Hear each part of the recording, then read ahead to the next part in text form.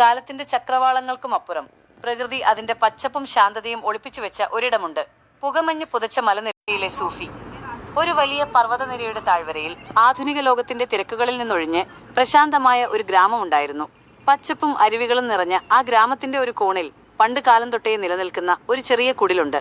അവിടെയായിരുന്നു ജ്ഞാനിയായ അബ്ദുൽ ഖാദർ എന്ന സൂഫി വസിച്ചിരുന്നത്. ഗ്രാമവാസികൾക്ക് അദ്ദേഹം വെറുമൊരു മനുഷ്യനായിരുന്നില്ല, മറിച്ച് സമാധാനത്തിന്റെയും കരുണയുടെയും പ്രതീകമായിരുന്നു.